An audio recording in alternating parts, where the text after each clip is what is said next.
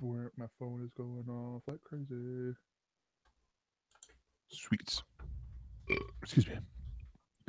Hello and welcome to ElseNerds, a production of Galactic Network. I'm Gregor Sprick, and joining me is Corey Scott. And real quick before we get started, for info on all this, or on the show, including show notes and subscription links, you can go to ElseNerds.com. And for other Galactic Network programs, go to gncasts.com. And as a warning, on ElseNerds, we tend to shoot our mouths off without thinking, so we will both spoil things and swear liberally. This is your one and only warning. And we'll start off the show by going, "Hi, Grawley. Corey, how you doing?" Shit, piss, fuck, cunt, cocksucker, the motherfucker, and tits.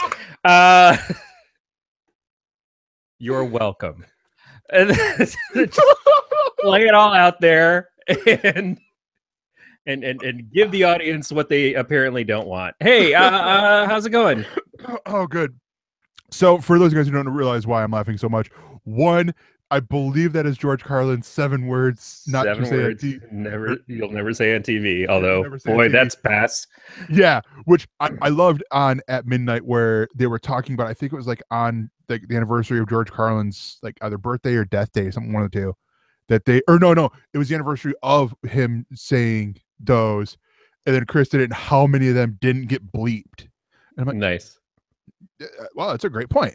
But then I was talking about this earlier with one of the kids from my church who wanted me to tone down the swearing, and I'm like, I'll do my best. Can't make any promises for anyone else though. So yeah, let's go. But enough about that. Let's get into the show. We are recording a little later than normal because I just got out of work and I have to turn around and go to work at 8 in the morning tomorrow. So this is going to be fun. It's going to be a weird show. And I want to apologize to our guest from last week, Jackie Hearn, who I'm very glad that she got to be on, but unfortunately I missed it. I had a family emergency over the weekend and could not be here. Yeah. So I apologize to her. Apologize to you, the listeners. I went out on a limb and made that plural. Could be listener. That's fine. Hi, Growly. But still. No, actually, apparently we are big in Japan. Yeah. Looking at looked at our statistics, and a lot of people are listening to. So saying the only Japan that I know, the only Japanese I know, Ohayou gozaimasu. That's it. I've and konnichiwa. That's it. I'm done. I've tapped out. Viva la hamster. You're welcome. Yeah. But yeah. So let's get into the news, shall we? And the first bit of news is comic book news. And if I had planned ahead, I would have put this on the back on my TV. But they have announced the new. Oh, first off, Marvel has announced that Jean Grey, the original, pre or post Phoenix, we don't know. Excuse me, is coming back. Last killed off by Grant Morrison, I believe. But it's so hard to keep up with the comics these days. Actually, no, I believe that sounds about right because she hasn't come back since that last time. So right, except that she has. Well, and then there was like 1,000 Phoenixes running around, and we'll get into the repetitiveness of this in a minute. But yeah, so Jean Grey is returning as the character Phoenix. That is pretty much all she's known for. Other than calling her boyfriend in the cartoon series in the 90s Cyclops, even though he did have an actual first name. It's just like every romantic scene between Jean Grey, whose superhero name is Jean Grey, and Cyclops, aka Scott Summers. It's like, oh, Cyclops, shut up. Like, oh man, like the cartoons have not necessarily gotten a lot better, but there was definitely better examples, and a lot of us have a love of that 90s X-Men cartoon series because it was very good at adapting from the comics, but at the same time it was just so cheesy. It was, in some ways, it was just so bad. Yeah, I mean, it's like watching 90s and 80s superhero movies, and that was all we had. And now having to compare them to things from the last 10, 15 years, they don't hold up. And why would they? But how many old movies hold up? It's touch and go on some of that stuff. But they really don't hold up. But when we were kids, man, that they were awesome. And some things it's like, okay, so we've got a modern day Teenage Mutant Ninja Turtles couple of films, but they don't seem to hold up compared to the original ones. And the original ones were hokey and kind of like puppety costumes and everything, but they just felt a lot more purely close to what the comics were. And the new ones are all just like over stylized. So it can go both ways.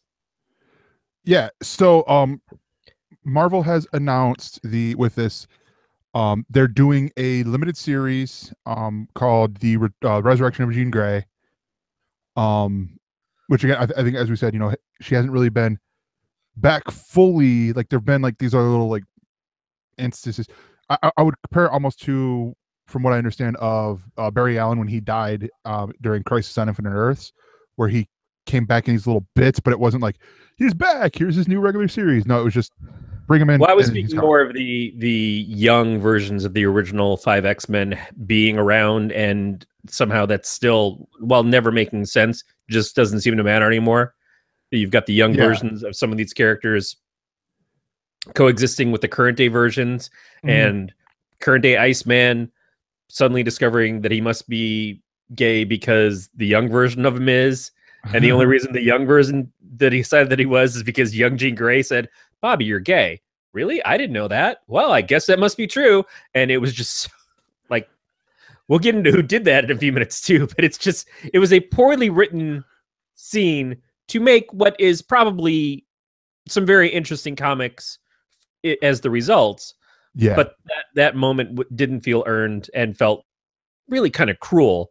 And you've been outed to yourself by a friend who read your mind and invaded your privacy. That said, this is old school Jean Grey to fix the issues that we have with older school Jean Grey.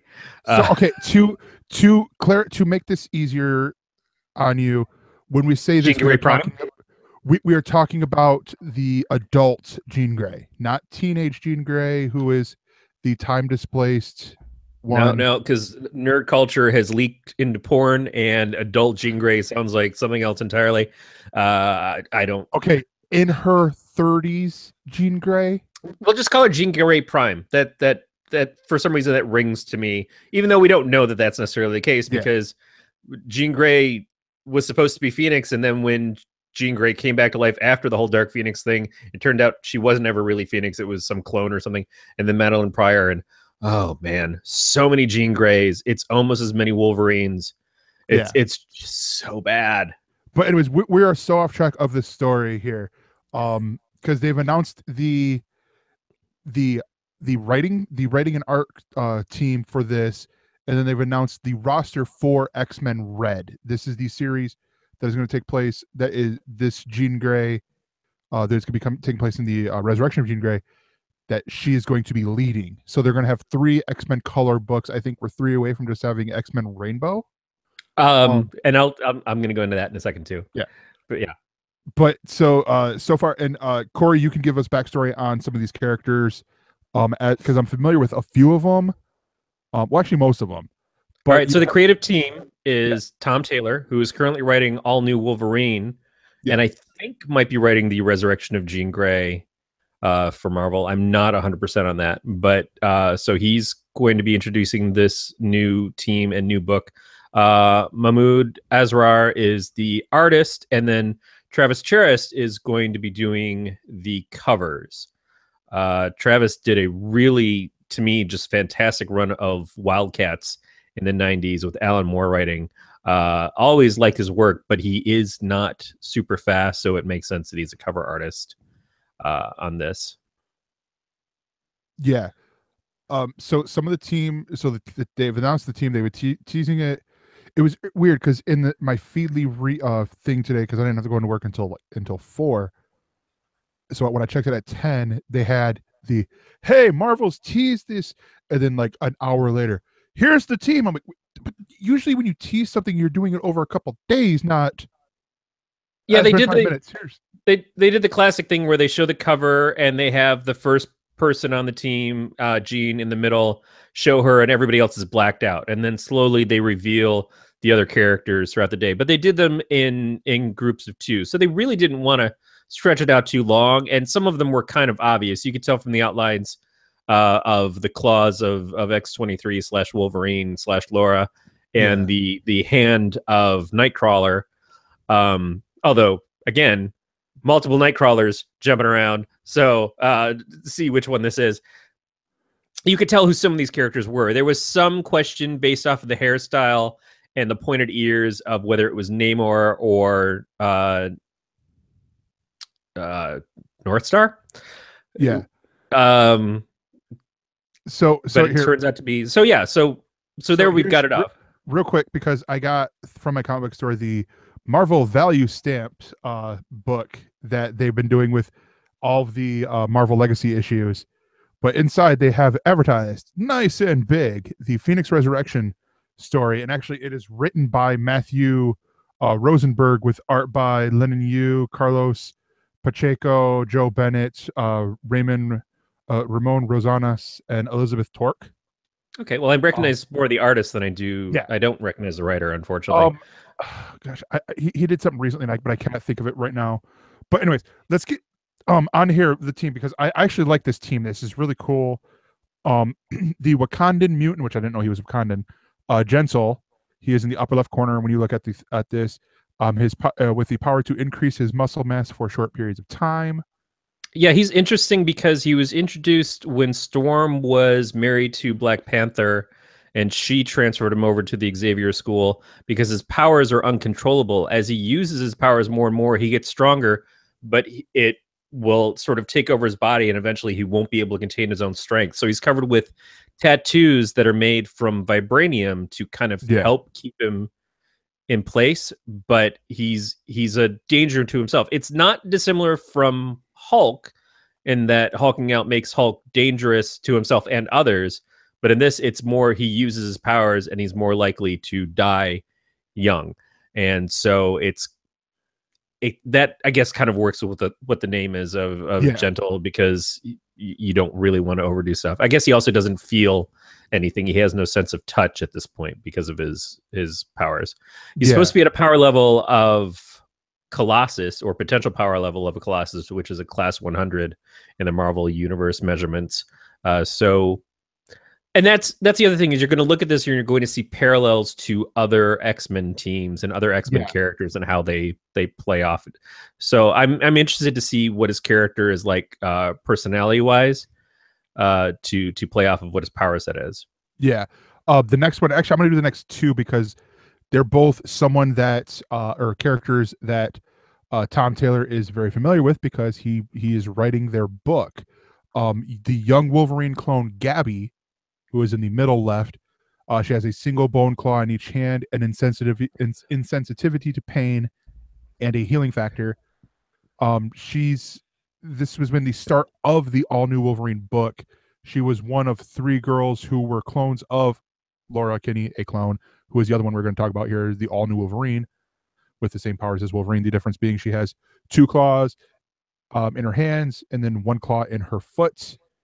Yeah, Laura Kinney, if you aren't familiar with the comics, if you saw the Logan movie, she was what the character was that Logan was protecting in that film, just in a more adult version. And she's only ever really been an adult version in the comics since she was introduced by Chris Yost, and I never remember the other guy's name. I feel so bad. Craig Kyle.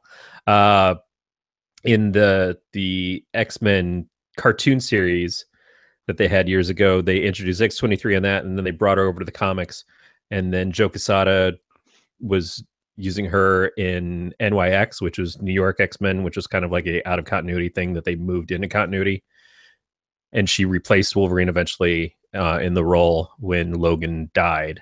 So right off the bat, we've got a clone of Wolverine and then a clone of Wolverine.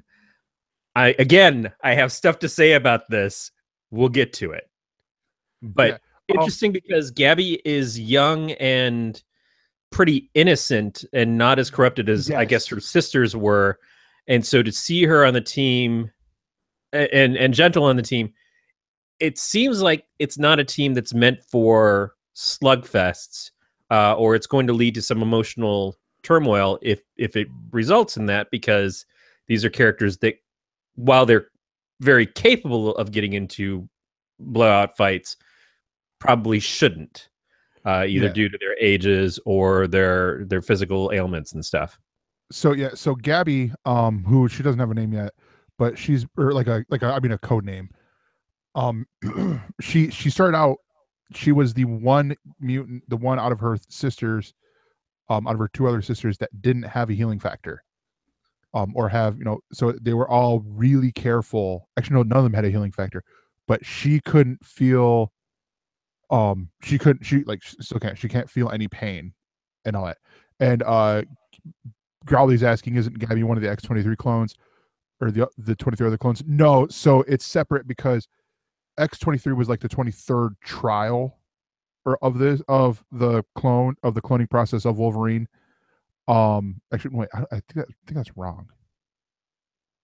Anyways, no, she's Gabby was taken out afterwards, and made, a separate cloning process from Laura as opposed to from Wolverine. You got to think duplicity, Growly.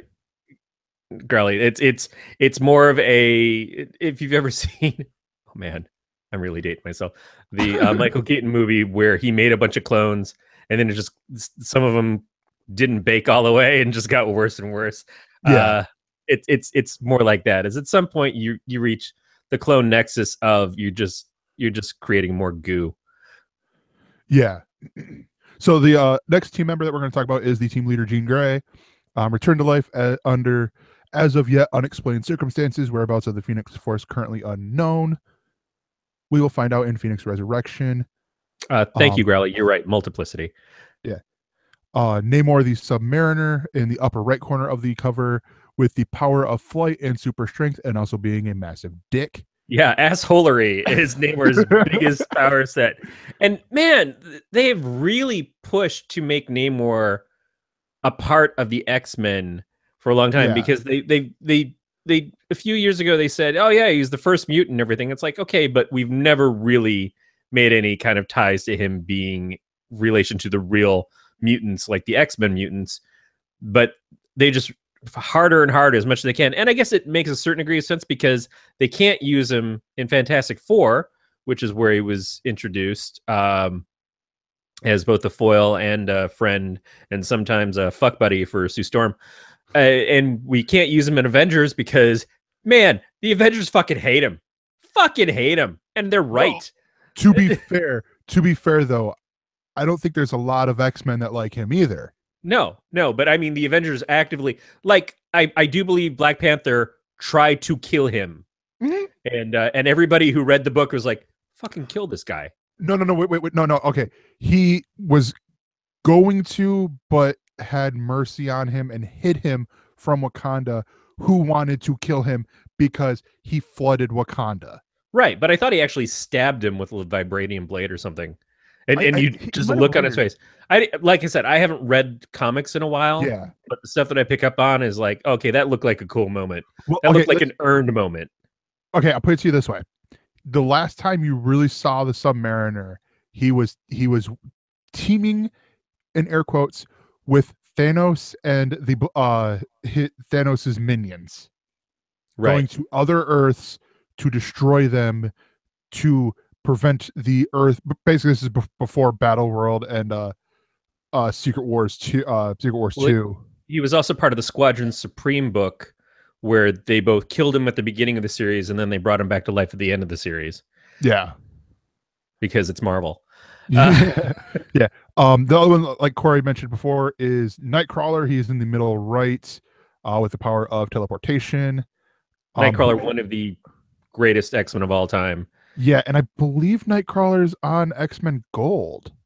Right, and so expect some shifting in those other teams. Yeah, at some point. And then a brand new character whose origins and powers have not yet been revealed, Trinary. She's in the lower left-hand corner. Yeah, don't know anything about her. She looks a little bit like M from Generation X. The name Trinary reminds me of Binary, which was an old Carol Danvers identity that was created when she was hanging out with the X-Men after she had her powers and memories stolen by Rogue.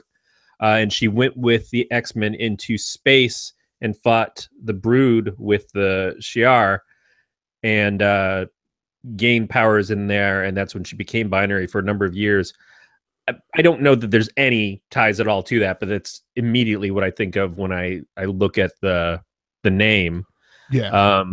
Somebody else mentioned Triathlon, who was a Avenger, I think, in the Kurt Busiek run, if I remember correctly on that.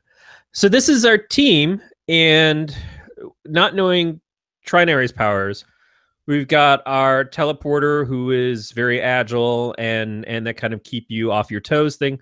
We've got 2 Wolverine characters, one of them who is much more Wolverine in attitude than the other. We've got a strong, tough, kind of not exactly armored, but invincible sort of dude in Gentle, who should not utilize his powers. And we've got Super Dick in Namor, who I'm sure we won't have to worry about him spending a lot of time like, oh, I got to get near water, because it's a silly thing to have to try to concentrate on, especially in a team series. But he'll mostly just be like, who do I want to bang on this team? Because I'm Namor, and I want to show you my fish stick. It can be an interesting dynamic. It's hard to look at the team without knowing the background as to why they create this new team and why it's X-Men Red, other than the fact that it's a redhead in charge. I really thought it was just going to be a group of all Jean Grey clones. I thought it was going to be Hope and Rachel Summers and Goblin Queen and Young Jean. And I just like it seemed like, because we had the team of essentially of Wolverines in X-Force a few years ago, where they just got like every badass and put them on the team. Like, you got a blade? Yeah, show up over here. Yeah, we're just going to go kill things all day. Why not? But that brings me back to a personal history I have with the X-Men, but not the real X-Men. But in the 90s, when the cartoon series was coming out, and I think I probably mentioned this on the show before, I met a good number of friends and got started in writing and stuff on the old Prodigy bulletin board service. And in particular, in the Paper RPGs forums, there was a group that built up around the premiere of the X-Men cartoon series. And it was a lot of people that were play acting as different X-Men characters. And of course, there were way too many people to just be characters from the show or even characters from the comics to a certain degree. So a lot of us made up our own characters. And again, because there were so many people, you couldn't just have, at that point in time in the comics, there was X-Men Gold and X-Men Blue, one book being written by Scott Lobdell, and the other book being written by Fabian Nicieza. So we had multicolor groups, and they didn't really have a theme for some of the teams. It was just like, this is X-Men White, and this is X-Men Blue, and this is X-Men Gold, and this is X-Men Green, and this is X-Men whatever. And when I joined up and I created my character, I wound up in X-Men Red. And X-Men Red did have a theme, which was more of, it was like the kind of more cutthroat version of the X-Men. Not necessarily like the Black Ops team, because there was a X-Men Black, but it was a little bit more of, you were going to get more mature storylines. You were going to get more adult stuff. It was led by my friend Josh, who was a werewolf character, and my other best friend Anne and her werewolf character. And my character was a guy that was in silver armor and had swords and guns and everything. And then we also had silly stuff. Like, we had a guy who hung out with us that was just, he turned into a dog. And he spent most of his time just as a dog. And since it was people playing online, it was just a lot of silly, fun stories. Like, my character spent most of his time looking to see who stole his cream rinse, because his poor hair couldn't handle not being conditioned well enough. And so the other day, Josh posted on my board, and he's like, hey, here's this new X-Men Red team coming out. I said, needs a werewolf. And he was posting today as they were showing the characters. He's like, well, there's no werewolf here. I'm like, yeah, but there's 2 Wolverines. I feel like we kind of are meeting our quota. And I can see Gentle as being like maybe my version of my character in some similarities, and the super dick version of Namor, I created a character that was essentially like my first asshole character, and everybody who saw me playing the one character who was nice and very knightly and honorific and everything, it was funny, and people thought, oh yeah, Corey's great at writing humor. Then I start writing this other character, and this guy is just pure 100% asshole the entire time. I'm like, who's writing this guy?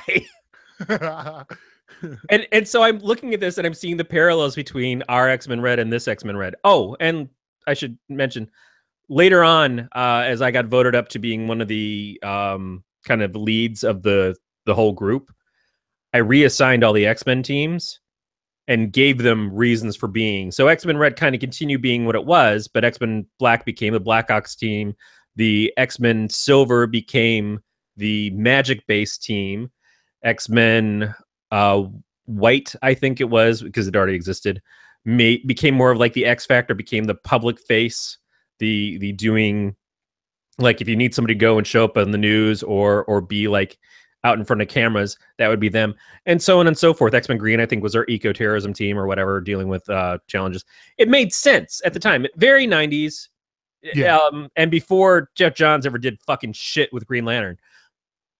It was already there. But it's just so funny to me to see this happening now, because one of the people that we used to talk to on the bulletin boards was Scott Lobdell. And that was before he was doing Generation X. Like, I remember Generation X was coming out. I'm like, hey, Scott, let me tell you about some character ideas that you should start in Generation X. And Scott, to his credit, didn't listen to me at all. I fucking landed everything himself, did a great book, did one of my favorite comics of all time. Yeah. No, that's awesome. But yeah, so the next story is one that's sort of going to get me upset here.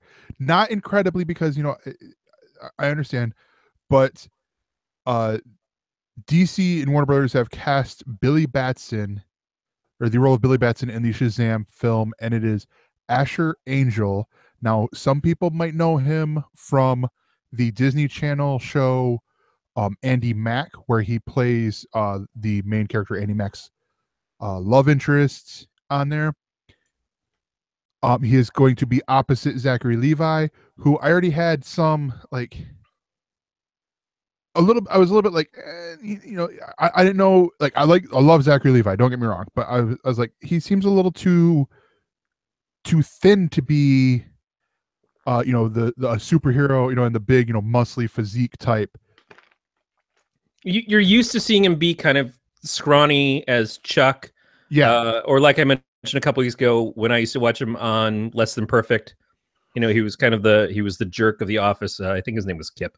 But we haven't seen him like all studded up. But it's like seeing John Krasinski from The Office. Is that his? Yeah, John Krasinski, yeah. Seeing him all buff as shit now, and the stuff that he's doing, like, isn't he doing something for Amazon where he's playing the not Jack Reacher, but the one of the Jacks, I think the old Harrison Ford role that he used to play in The Hunt for Red October wasn't him, but for Patriot Games. I know what you're talking about. But I can't think of it, what it is. I'm gonna wait for you to get it. Yeah, I can't think of the name. But anyways, my problem here with them casting Asher Angel, Jack Ryan. Sorry, Jack Ryan. Garley just put it in there too.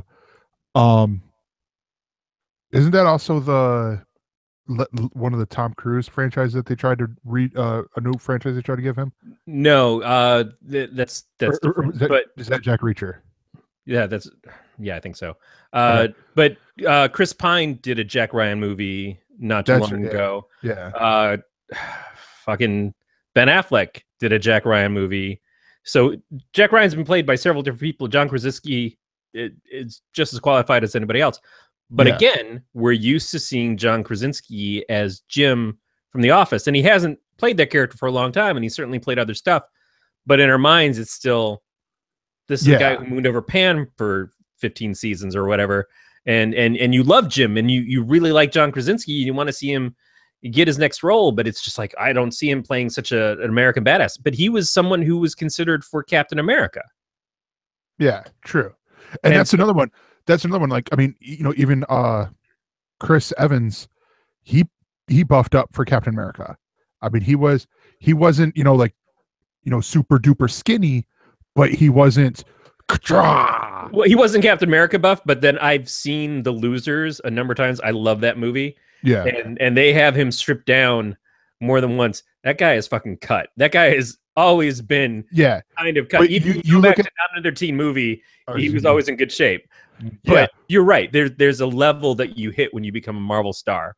Yeah. And a DC star as well. And I'm sure that Zachary Levi will get into DC superhero on screen shape.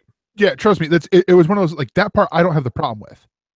It's more with Asher Angel, because from what I've seen from him, like, I've only seen him on Andy Mack, and I haven't followed or you know, too closely with season 2. I watched season 1, and every time they're talking, and I should preface for people, Andy Mack is created by the guy who created Lizzie McGuire on Disney Channel. So there's some pedigree here behind the show, and it's really good. It's also filmed in Salt Lake City. But I kid you not, and this is where, audio listeners, I'm sorry, but there are scenes where he just has the dumbest, like, the look, and I'm like, you're supposed to show some emotion here in this scene, and it just seems like you're all in there. Yeah, there's not a high expectation from those styles of shows. I mean, they're all filmed in such a way that they seem very similar, and they focus on the silly. They're meant for teenagers. No, this is different. This isn't like the Raven's Home or Casey Undercover or Bizarre. You're saying a lot of things that I've never watched, so I don't have a lot of reference. It's separate. It's not the Disney Channel sitcom stuff. It's single camera. It's more drama than anything else. Okay. It's you know, it's hitting this different spots here with it, because it's, like I said, it's not these, like, the kids don't really act, they just yell louder and stuff and all that. It's a little bit, you know, it's but is the level of what the expectations are for that show the same as what they're getting from a movie? There's got to be a reason why it was cast. I think, honestly, I think he could do better. I think it's, so far when I've seen of him in season 2, he has done better in acting. You know, not so much of the just looking dumb while you're listening to your girlfriend talk to you about how she's super duper jealous of you hanging out with this girl with the pixie haircut and all that stuff. And, like, are you talking about Scott Pilgrim? Because it sounds like you're talking about Scott Pilgrim a little bit. The main character, Andy Mack, she has, like, really short hair, and they say with the pixie haircut. I'm like, is that a pixie haircut? But anyways, it's, I don't know. I feel like I need to watch more of Andy Mack to see if he's improved before I go, okay. Or maybe see other stuff that he's been in.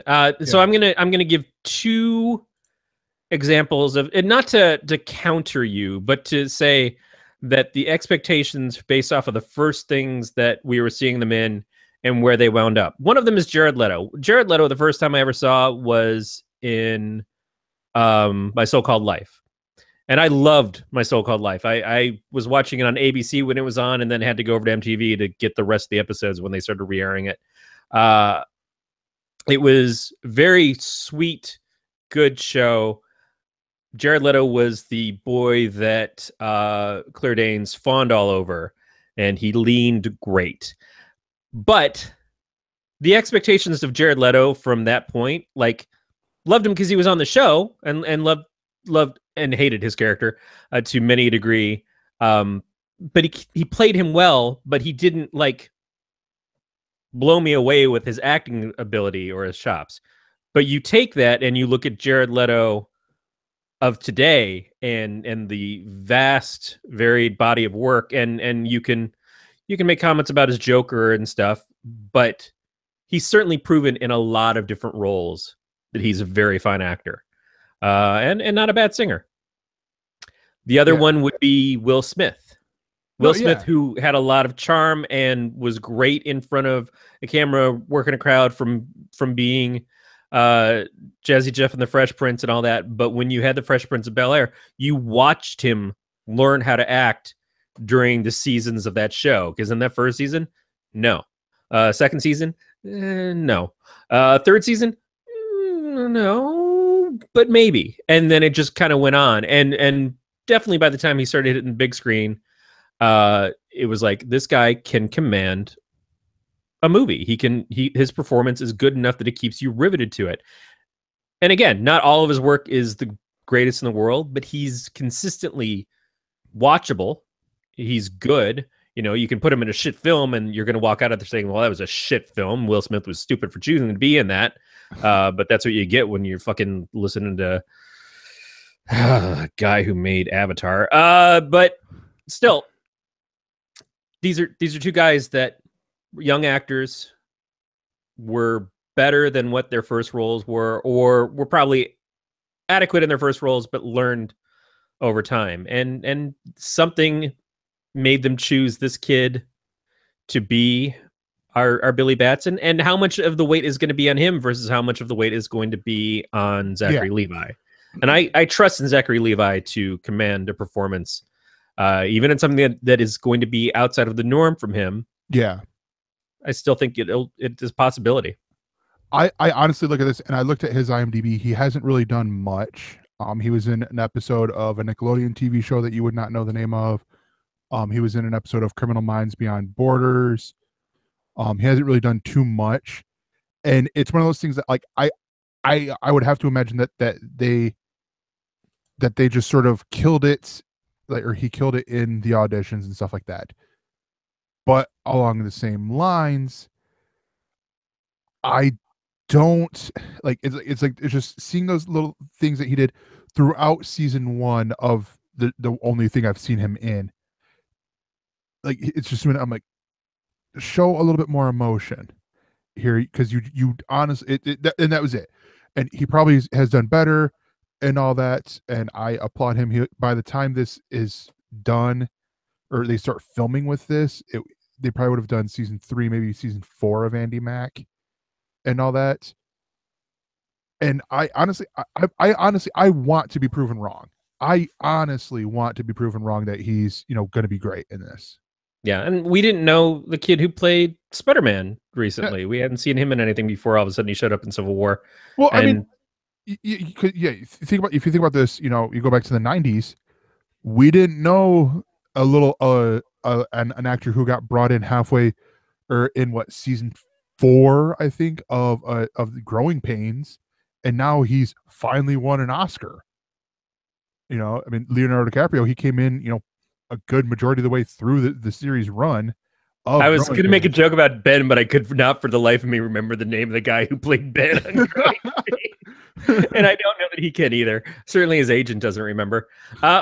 Hey, he was in Battle of the Network Stars here, this reboot that they did. Yeah, was it just because they needed someone beat up on? And no one would feel bad if we beat up on Ben. That kid got hit with the ugly stick so many times. I'm sorry, that's rude. That's absolutely cruel. I'm not a pretty man. I can't just make fun of actors, but I can because I do, and it's the internet. Yeah. But anyways, so before Corey says anything else that's going to get him in trouble, we're gonna talk some Star Wars news. We have 2 stories that came from the same place that we're going to combine into one. They come from a galaxy far, far away. Yes. A long last week ago. Yeah. And I should preface this by saying I have still not seen anything on Star Wars: The Last Jedi. I am doing my best to go in blind, so you're going in dry for the Jedi. Exactly. I'm saving myself for The Last Jedi. But no, so 2 things that they announced on a conference call last week that Disney CEO Bob Iger announced is that Disney is developing a live-action Star Wars TV series that will be exclusive to Disney's new streaming service. Now, we could talk about the streaming service all we want. And, um, but we'll save that for when there's more to it, because right now we're hearing a lot of rumor and speculation. But the service, which is set to launch in 2019, the series Star Wars series will be joined by 3 other live action shows based on Disney properties. One of them being Marvel, one of them on Monsters Inc. Which wait, a Monsters Inc. live action thing? I don't see that one working. That one has to be animated. And then the third one based on the High School Musical franchise. All of these are safe bets. All of these, honestly, all 4 of these seem like enough to get the right amount of people to subscribe to their service. But the question I have for you, Corey, is what do you want to see out of a live action TV series set in the Star Wars universe? It's a question of how much of it is stars versus different planets. How much of it can they film in Atlanta, like Walking Dead, and try to make it look like different stuff? And I don't know. Well, to be fair though, Guardians Volume 2 was filmed in Atlanta and London. Right. Yeah. And the first of the new trilogy was filmed in London. Yeah. They've done a great job with this. One of the things that I remember as a kid was there was the Star Wars made for TV stuff based around the Ewoks. There was a couple Ewok movies made for TV, and it was very easy to do because they were just all out in the redwoods. They were probably filmed out here. I've never actually checked, but it would make sense since this is where Lucas Arts and everything is. And we just happen to have a lot of those trees. We've waited a long time for a Star Wars live action TV series. It's been talked about since the prequels came out. It was certainly something that we wished for as kids before the prequels, but after the prequels all happened, it was like, oh yeah, they're going to do a Star Wars for TV at some point, and they kept saying it, and then we would get cartoon series here and there, and we got the original Clone Wars by Genndy Tartakovsky, thank you. And then we got the 3D animated Clone Wars by somebody who doesn't have any respect for the stuff that came before him. And we've got the current series, which I hear is quite good.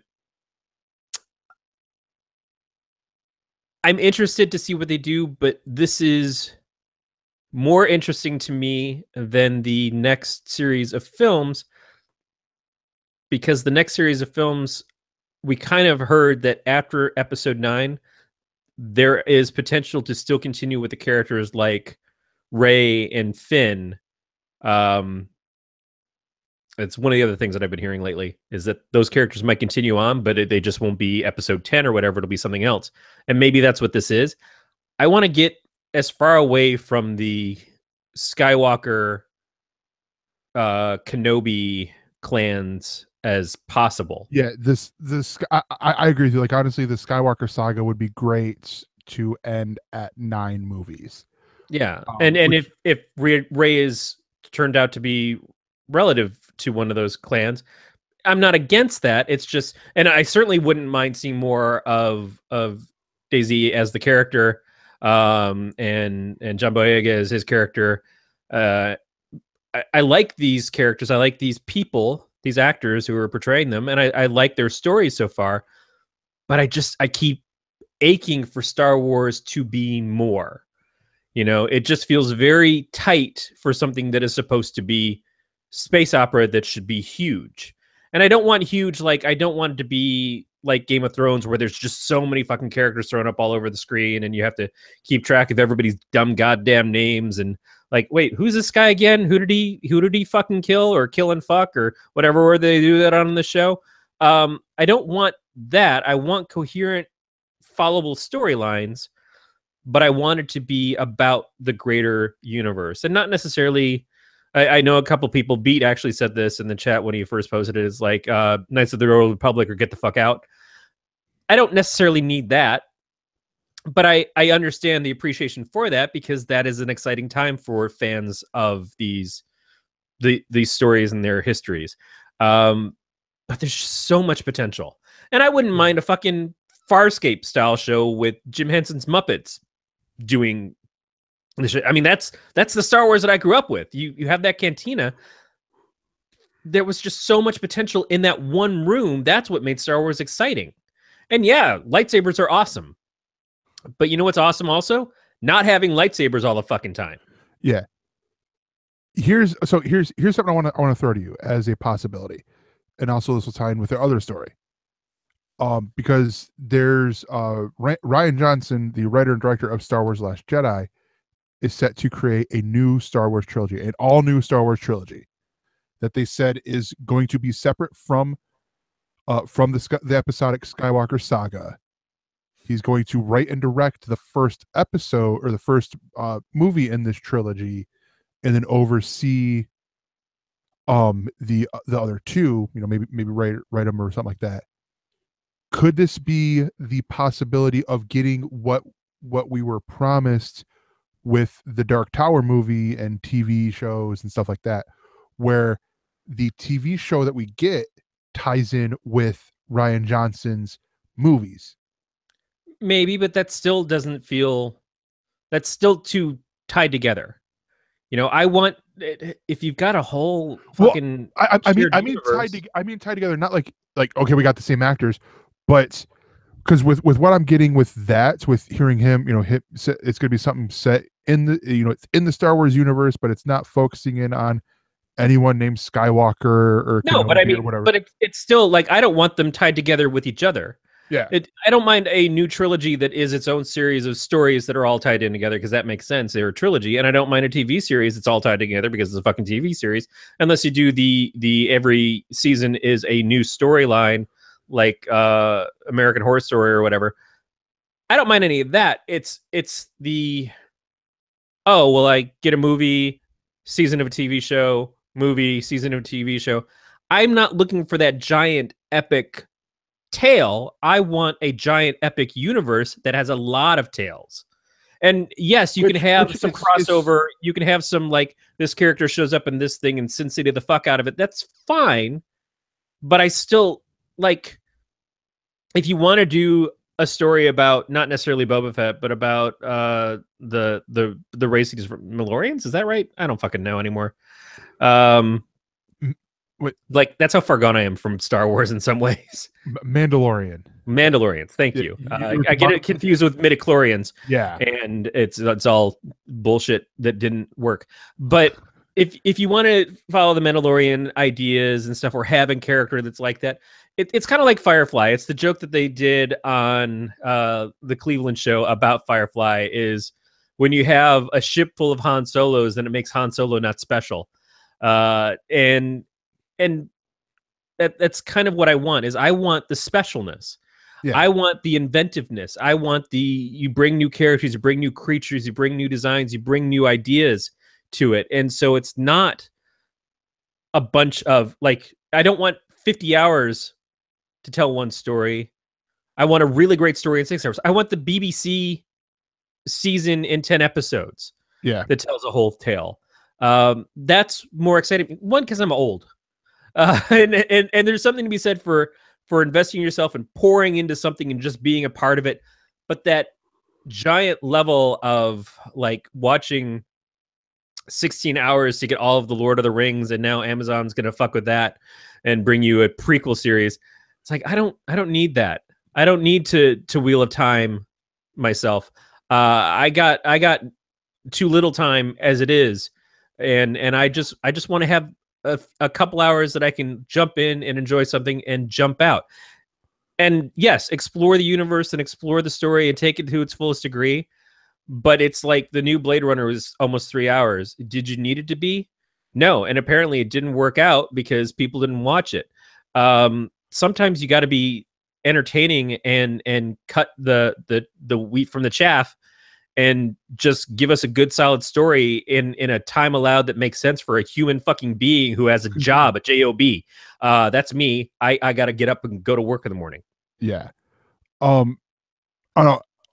I honestly, I don't know what they're gonna do. I like the idea of the setting of the TV show being like if it's so if you split up the Star Wars universe into quadrants, and we've mainly been in quadrant 1, and Ryan Johnson's thing is going to take place in quadrant 4 or something like that.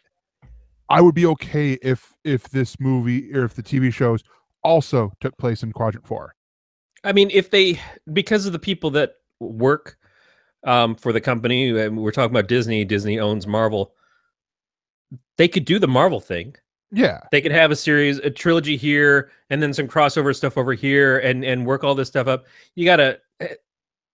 I am not anxious to see someone else step in and try to do that same thing again. We've seen the challenges that Warner Brothers has had trying to do it with DC. We will see the challenges that we saw the blow up of the Universal Monster Dark Universe stuff that like, oh yeah, we're going to do this whole big crossover with all these Universal Monster characters. Here's your Tom Cruise movie. Where is everybody? Hey, what up, yo? This yeah. it's not Jack Reacher 3. It's a mummy movie. You guys like mummy movies. You came to the last series, right? Oh, those were better? Really? Brendan Fraser? Really? Yeah. By the way, they were far. But yeah, that's the point. Is it's such a huge risk. I like that Disney can take risks. And if anybody can pull it off, it seems they've been the ones who, or people who worked with them have done it. But it's just like, I get that Star Wars is huge. Yeah. It absolutely is a phenomena that is almost unparalleled, and maybe unparalleled. Maybe what else is as big and beloved as Star Wars is, for the amount of time that it's been in the zeitgeist of the average person. Like, in my lifetime, Star Wars came out and now is at this fucking zenith of, like, everybody's just been going crazy about Star Wars. At least every 10 years or so, there's like this big drive to get more Star Wars and more Star Wars and more Star Wars. And it left the hands of the original creator, and yet it somehow remains bigger than ever. That is a huge thing to have achieved. And definitely, if there's something that deserves to be able to just dominate, I guess it's that. And I guess it's Disney, because Disney is dominating these properties now. But I just would love to see some good stories. I liked Rogue One a lot because of what it was, not necessarily because of what it did, but because it was a standalone tale that was, yes, a zero issue to the original series. But I enjoyed it because these characters that came into that, I didn't enjoy the parts where they relied on characters that pre-existed, but I enjoyed seeing all these new characters and these new ideas and a new story and a new feeling for the Star Wars universe all at once. That was more exciting to me. And maybe I'll get to a point, and again, it's never always about me. These are just my opinions. I'm sure there are so many people out there who would just want what you said. The 50-hour epic of the TV series and movie trilogy and everything. There are certainly people who would just be all over that like rats on cheese. I would probably watch as much of it as I could. And if the movie grabbed me, I would enjoy it for the ride until I die prematurely in the middle of it. Like, I'm never going to see my last Marvel film. I'm never going to see my last Star Wars film. I'm not going to make it that long. But I would just rather, I would be more excited about something that is contained and just impeccable like the original series was to me. Those first 3 movies were just the greatest things in the world to me and never let me down the whole way through. And I like the Ewoks, and I like the original Ewok song. And it was just when somebody came back and started fucking with it and retooling everything to piss me off and lost me for a good number of years. But now I'm back. I'm here. However could that excite me. Fucking idiot who put flashlights in replacement for guns in ET. But yeah, so that is going to do it for the news, and I'm going to actually talk about something here when we get back from this. But I want to, hey, if you want to be like Brian Jensen and be our newest Patreon partner, yes, Brian Jensen, this is your moment. You get a big old thank you from myself, from Corey, from everyone here at Galactic Network. Kelly Clarkson is saying this is your moment. I can't, I'm not even gonna try to sing because I'm horrible.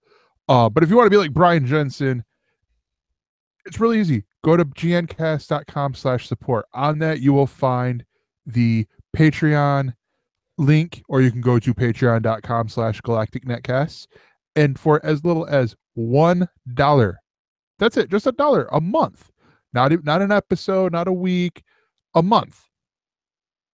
You could support the show. You can help keep the lights on here because I hate to tell you, but I'm afraid of the dark. I don't like being, well, I'm not afraid of the dark. I don't like being in the dark.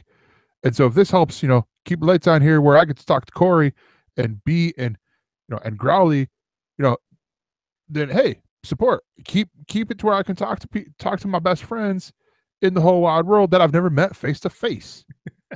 Someday. The other part thing of this is if you think we swear too much, and I don't think I've sworn at all today on the show. I don't know.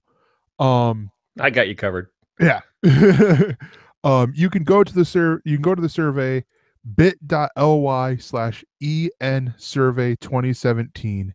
That is capital E, capital N, capital S, lowercase Irvay 2017 in number. Lowercase Irvay is the guy from Fantasy Island, right?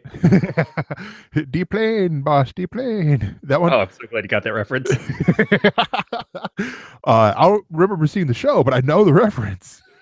But you can go there. It is like a 20-question survey. It's not going to take you that long. And hey, what do you want us to talk about? What do you think? Do you want us to swear? Do you not want us to swear? Do you want to speak in German accents? That's going to sound horrible, but what? Basically, we will take all these things into consideration and try to improve the show. So, go do it. All right, we're back. Before we get into the else views, you reminded me of something. Coming home from Thor Ragnarok, I almost died. Oh, nice. Yeah. So the movie theater I went and saw it in is actually the one that's like right behind where I work. And so I'm coming back on the highway and I'm not even a mile like from the entrance ramp. And I'm looking down the road. I'm like, why are there headlights? Like, I feel like those are not supposed to be there. There's some dude. I'm hoping it was a cop. I didn't look in the paper the next day to see, some jackass just died. There's my swear. That's where this is where I'm gonna start. But some jackass died going the wrong way down the highway. I saw this. I'm like, in my body, I'm like, this is where I die. This is where I'm gonna meet my maker here. And I slow down, and I'm like, oh, good. And I was watching the rearview mirror, and I'm like, do I go back and see like what the fuck is up with them? So you turn around and follow them the wrong way down the highway? No, I was gonna go down the exit and just go back like this and be like, what is going on here? But I didn't do it. I'm just like, because my heart was beating. I'm like, I could have died here. But yeah, so sorry. That was just a little side that I figured I would mention. But yeah, this is the else views. This is the point in this is the point in the show where we talk about the video games, movies, TV shows, things that we've been watching over the past week or enjoying this past week that we want to get more in depth on. And Corey, you're doing ElseNerds, right? This isn't pot. Yeah, but I want to. Matt's been good to me, and I want to save him from ever having to see this. And I want to save you. I want to save you, dear ElseNerds listener, a potential pot listener, potential pot smoker, because there's not enough pot in the world to make you want to see this movie. Now, okay, ton of caveats go into this. When Aaron and I, not necessarily when we first started dating, but quite a while ago in Corey and Aaron, my wife, time, we saw this movie. My wife is a huge fan of horror movies, as I think I've said a billion times. We went and saw this movie that we didn't know much about called Jeepers Creepers. It was in 2001, so we'd been dating for about 2 years, maybe just over. And it was directed by a guy named Victor Salva. Now, I did not know the history of Victor Salva, or at least did not recognize him by name at the time that we saw it. Victor Salva has done some horrific shit and went to jail for his horrific shit. But is still making movies, got to come back and still direct and stuff.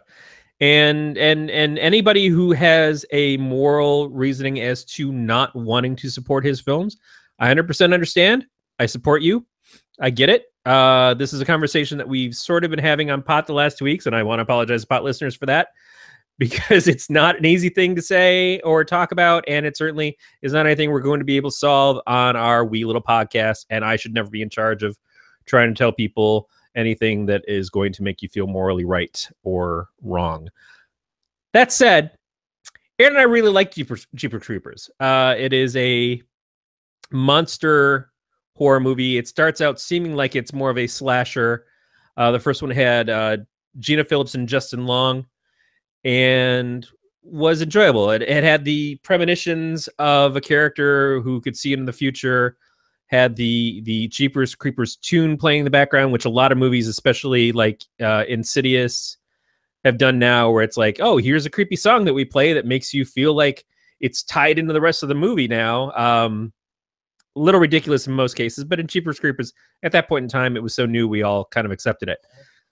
We've seen the second one a good number of times.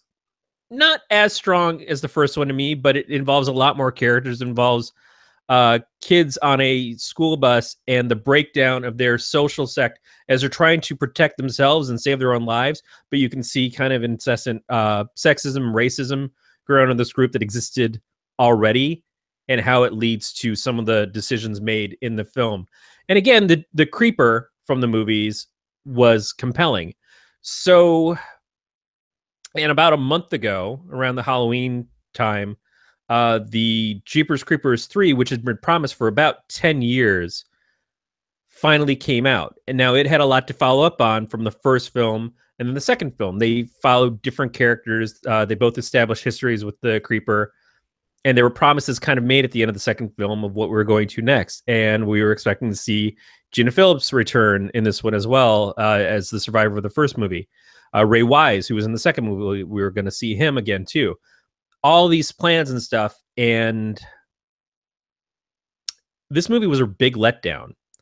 This movie was a big piece of shit. And the entire time my wife and I are watching it. Now, I want to start out with, this movie came out in the theater for one night, and then I think came back a week or two later for another night, and that was it. That was its entire theater run. And then they played it during Halloween week on the Sci-Fi Channel a few times throughout the week. I think it might still be in rotation now, and it's not even as good as sci-fi level movies that you would normally see. Like, we were sitting there going, I'd rather watch Sharknado 4. I feel like Sharknado 4 would deliver more to us than what this movie did. It also, in the context of storyline, it takes place in the same week as the first two movies. So it doesn't give a payoff of the things that we were expecting with Gina Phillips's character, Ray Wise's character, which is the creature that comes back every 27 years, which is very much like it. I realize now. None of that happened. It was just a dumb story with characters, and it jumped all over the place. People made horrible decisions to just be overrun by the creeper. They brought back the sheriff from the first movie. He had a totally noticeable and horrible dye job the whole time to try to make it seem like this happened the same week in a movie that was filmed 18 years later than the first one, or 16 years later. It was just so disappointing. And it's already a thing of like, morally, should you even be watching this? Should you be supporting this? Like I said, a lot of people wouldn't even bother to watch these things. But a lot of people aren't fans of the first couple movies. It's the same thing as like all these people who have to wrestle with themselves of, can I watch Woody Allen movies now if I believe that Woody Allen has done the things that he's been accused of? Can I watch Roman Polanski movies now when Roman Polanski did some shit and then fled the country to get away with it? And the decisions that actors have to make when they show up in these things, and producers have to make when they're deciding to fund them. That's a very murky area that, again, I can't tell you what decision you should make in that. But I respect your decision, whatever it is that you choose. I'm just gonna say, if you're on the fence, walk away from the fence. The fence is electrifies, and someone's actively peeing on it. So you will get burned watching this fucking movie. It is awful. It is a waste of time, even for free on the Sci-Fi Channel. It's not worth it. It's not worth it. And I'm pissed off that it's not worth it because I really like the first two, and it's not like this one being great was going to justify anything that Salva has done. No, there's no way of justifying him. Yeah. But I just still wanted a good movie. And I hate the fact that on top of the shittiest fucking week that my wife and I were already having, that on top of that, to kind of like get ourselves a little bit out of the funk, we watched this and it did nothing to make us feel any better. And I could say that maybe our mood being as low as it was led to us not enjoying this, but no, it's ultimately bad. There is no fine point. I read some of the reviews on IMDb as we were halfway through the movie. I'm just like, I can't believe that this movie is both so far in and has not gone anywhere. What are other people saying? Is this ever going to get better? It never, ever gets better. It's like the Jaws 4 of its fucking class. It is just ridiculously shitty. So don't. Yeah. For your sake and others, just don't. So what I will point out with part of what you're talking about the Victor Salva thing, which I will point out, his Wikipedia photo, it looks like his mugshot. It is. I'm pretty sure it's not, but that looks like his mugshot. But the stuff you said about the whole situation with him and with Woody Allen, it's how when the whole thing came out about the allegations came out about Kevin Spacey.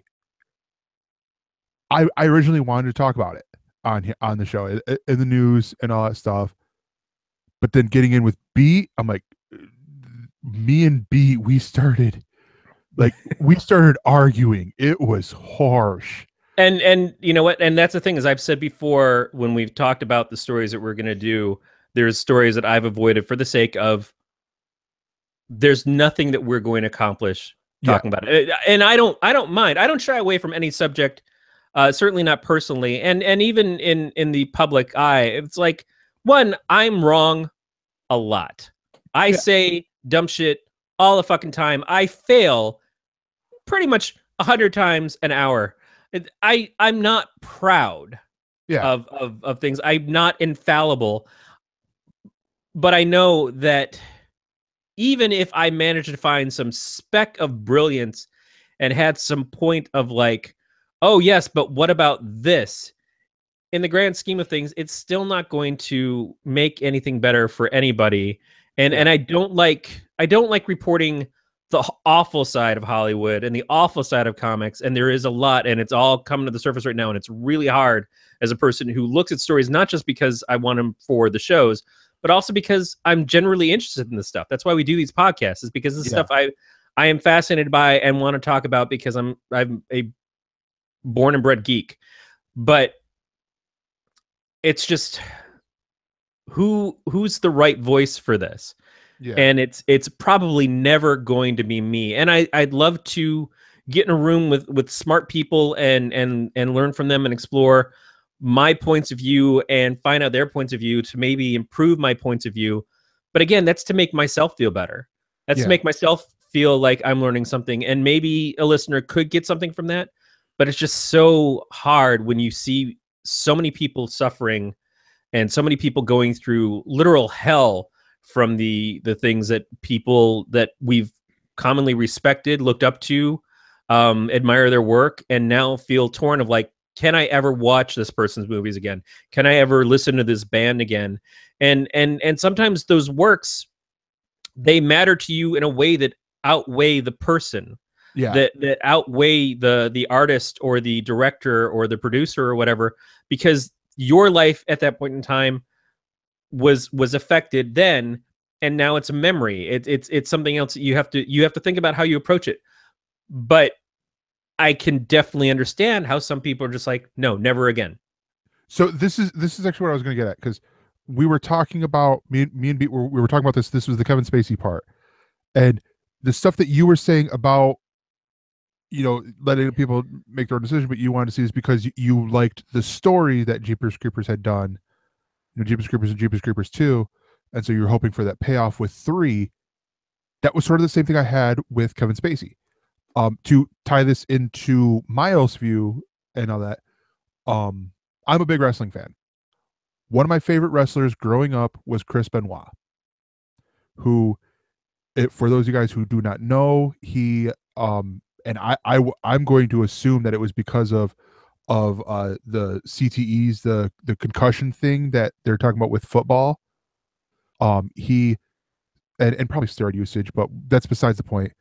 Of why, but of why it happened. But he, at one day, he snapped, or over the course of a weekend, snapped. He killed his wife, killed his son, his, like, I think he was 12-year-old son, like, you know, ridiculously young, and then killed himself. And this was a guy at the top of his career, and since then, WWE, they did the whole, you know, as, because it came out as to, you know, he had died, but it wasn't really known at the time of what had happened. So they did the in memoriams of him and his kid and his wife, and then it went, and now they do not mention him at all. Like, Right, he's been wiped from. Yeah, it's they also nuked Hulk Hogan from orbit because of some of the shit that went down with him. But then I hear the rumor that Hogan may actually get to come back because of the anniversary that's coming up. yes, And Hogan also, to just not to put fine a put on it, is still alive and has the opportunity to show up. And while I don't believe in any way that he's redeemed himself for the things that he did, certainly a different level of awfulness. Yeah, there's the possibility of redemption, which is what I was trying to get at with when I was talking with B about the whole Kevin Spacey thing. Is it's like, I just want to be clear. Yeah, redemption is something else. Well, Redemption has to come from his personal life and who he is outside of it. But what there is the possibility for is acceptance. And do the fans want a Hogan return? And are we going to be able to bank this or not? And I'm sure if he shows up and people start throwing shit at him and everything, you're not going to see that stuff make it to air, and he will go away very, very quickly. But if he shows up and people are like, oh yeah, it's Hogan, it's like some people are at this point in time still supporting Judge Moore, and it's just very strange to me, the religious aspect of, we can accept this guy doing these awful things because he's our guy. And I fundamentally understand your guy point of view, but oh man, just the sickening pit of my stomach feeling of like, my guy is a fucking dirtbag. Yet I'm more afraid of the other person because they are diametrically opposed to me in views, even though this fucking cesspit of a human being would match me better. It's like, I would have to come up with in myself, why am I more on the side with someone who is a cesspit of a human being? What does it say about me and my views? But I would probably still think that I'm a good person. But yeah, but what I'm getting at with all this is, you know, I look at, you know, like Chris Benoit, you look at his career, and he had a great career, and it's because of this one thing. Boom, he's like, they edited around his matches that he had. You know, he had big monumental matches and all this. And so the point I was sort of trying to get at, but now that I've had time to think about it, is you look at everyone. I mean everyone, with all these things that have been coming out about, you know, all these different celebrities, all producers, actors, that there is this, I will say, redemption. There is this redemption possibility that they could have if they truly, you know, admit, you know, do whatever they got to do, repent, whatever it is, make amends for what happened. Then they can go back and make stuff and all that. but with what I was trying to get with Beat before was we didn't have, or it was not to, victim blame or anything, but it was like, let's see how this plays out before we go, all right, he's done with everything, we're never hiring him again. Because if it happened to be like, okay, nothing happened or whatever, which I don't know, I wasn't there, I don't think I was alive when this happened, sort of deal, then you've just, my fear is that what happens if people get this wrong, because this is the internet, people jump to conclusions super quick. Right. Yeah. The internet should not be the judge and jury on any of this, but every single person should decide for themselves if they want to support these people who have been accused anymore. And I said this a couple weeks ago when our friend Beach was on Podcast of Terror. I said it's not automatically believing the accusation, but it is automatically validating the person who's saying it, as it's important to listen to them and it's important to investigate it. It's not shunning them and saying, oh, you're a liar because this person would never do that, or your opinion doesn't matter because, oh, it's no big deal because you're just a woman, or you're just a black person, or you're not as powerful as this person, so this person is on a higher pedestal and doesn't have to follow the same rules as you. That's the part where we've gotten it wrong for so long. But the internet is certainly a giant round of like, I've decided what I feel before any evidence is laid out, and that's why our court system doesn't work that way. But unfortunately, in a lot of cases, these things are never going to go to court. Yeah, because they're past statute of limitations, which is shitty. There shouldn't be a statute of limitations on these things, and this stuff needs to be looked at very, very closely, and we need to change the culture. And I don't like losing favorites. I loved Bill Cosby growing up. I don't like that this is who Bill Cosby is, but I believe that it's who Bill Cosby is. Yeah. As much as I don't want to, I have to, because the evidence is overwhelming. But the first person who made that accusation, it would be very easy to dismiss one person, because not just because it's person against person, opinion versus opinion, or he said, she said, but because I don't want to believe that of this person that I've looked up to for so long.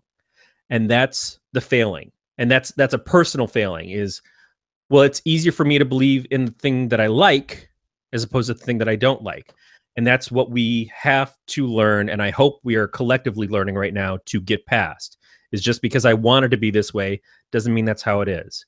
You can't sugarcoat this shit and hide in a corner from it. You have to expose it. You have to open that wound and really get in there to clean out the infection that exists. Yeah. And Growly's hitting the point pretty well here. Actually, Growly stepping in for B, I will add. The way he sees it, the redemption cannot be a lame "I'm sorry" after a ton of not denials. There must be proof of real change, not a weekend for sex counseling. That's the thing I'm trying to get at, is because here's the other end of it. Let's say that, and I'm going to stick with Kevin Spacey on this one. Let's say he does actually find, he apologizes to, I'm blanking on the actor's name. Anthony Rapp. In private, no cameras, no nothing. Anthony Rapp forgives him or whatever. This is all just hypothetical. And then they go public. They said, and they talk this, they explain the whole thing out. That Anthony forgives him. This is what Kevin Spacey's doing. But because of everyone who is so, no, he should never work again. He should never work again. And I know Kevin Spacey has the money, but that's besides the point. But yet everyone's like, no, he shouldn't work. But he forgave himself, or he not forgave himself. He's gotten forgiven by the person who he did these things to. Right. It's Frankenstein. Yeah. We're the villagers. We've decided what the crime is. We've decided what the punishment is. And so we're running through the streets with our torches. And again, I'm not saying that that's not necessarily the right thing to do in the long or short of it, is that, maybe this is a monster. Maybe it is better for everybody that we completely torch their ability to be a part of this society. I can't say whether that's true or not because we're just getting partial information. While I absolutely believe that stuff happened, and especially knowing that there are other people who've now come forward and said that similar things have happened. It again, I'm not in charge of saying who gets to be forgiven and who gets to pay the price. But likewise, there are people who are getting accused that aren't at a level of Kevin Spacey, who are going to lose their livelihoods and may have a hard time coming back from that, and can't just go hide out on a private island somewhere. Can't go find refuge in another country where they don't give a shit about our provincial American ideals of age and consent and things. And that's hard again, because when you're a criminal, and you're convicted of a crime, you lose rights. Yeah. You lose protections. And then that's why it's so important to investigate crimes deeply and put 100% effort into it, because so many people do go to jail that don't deserve to be. But in the cases of like, there was a crime, but no one's going to get prosecuted. So it's the court of public opinion that makes them pay. Is that the right thing? I don't know. I can't say if it is or isn't. I feel sometimes on the side that, yeah, it should be. And then I feel other times that it shouldn't be. It's really hard. It's hard to make up a mind in that, again, without knowing more. But I also know that I'm fallible. I will look at things and I will go in with my pre-existing beliefs and my wants and hopes of like, please don't be real, please don't be true.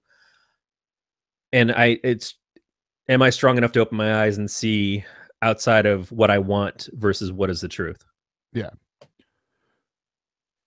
All right. So we went down a weird rabbit hole with that. Yep. I knew that was going to happen. Yeah. I knew as soon as you started talking about it, it's like, shit, yeah. I should have chosen something else. No, it's fine. Honestly, because it's one of these things, like sometimes it just happens. But to sum it up, hopefully, honestly, I think you hit it earlier. I hope that we get out all these people who are like, this all gets exposed to where, what I'd love to see happen is when this stuff happens, it gets reported sooner. That's what I want is, where we have these investigations where, the crimes can be, there could be punishments for the crimes and all this stuff, not like 30 years ago and all this stuff, but whatever. Well, the starting point for that is what needs to happen first and foremost is when someone is a victim and comes forward, we have to make them feel safe in coming forward. We have to make them feel like we are taking them seriously when they come forward. And that's the beginning. And if you saw the hashtag #MeToos and the amount of people that that posted that, and then the amount of people that that didn't post, but you realize that they probably could have, it's just so, it just breaks my heart. Yes, but exactly. It is the reality. It's not a surprise as much as it is having a light shine on it so brightly. It means you can't look away from it, and you shouldn't look away from it. Exactly. And that's what we all need to. We need to do better. Yeah. So to switch things up, I'm going to talk about mine, which I alluded to a little bit when we were talking about all the stuff. I this week I have a video game. It's a video game I've had for a couple months now since it came out. But I've been playing it not all the time, but when I've had free moments, and that is WWE 2K18 on the Xbox One. Actually, conveniently enough, over my left shoulder here. This game honestly is freaking awesome. Can I play Junkyard Dog? I think you can. Can I play George Animal Steel? No, George isn't in there. Surprisingly, George isn't in there. Our one Michigan wrestler that I know, yeah. Like from my time, he was the Detroit guy. Oh yeah, but now a guy who recently ran for seat in for one of Detroit in the state representatives. Rhino is in here. But no, so this they redid a lot of the stuff. It's no. Growly put, did Corey say, can I play Jump Your Dog? No, it's Junkyard Dog. He's an old school wrestler from the 70s and 80s. I'm more of a reindeer games than a dog games. But no, so honestly, this game really cool. There were some hilarious bugs that I think got patched, or at least I hope got patched. That I have seen before. But the big thing is, and it's the reason why with this FIFA 18 and Madden 18, which are two other games that I've gotten over the past couple weeks, that I'm loving their story modes. WWE used to have it with their games great story modes where you were actually like a couple of them. There was one, I forget which one it was, but you actually had 5 different superstars. You were following their, like you had this story that you were doing with each of them, and it was all something different. Like John Cena's was like this road to WrestleMania or something like that.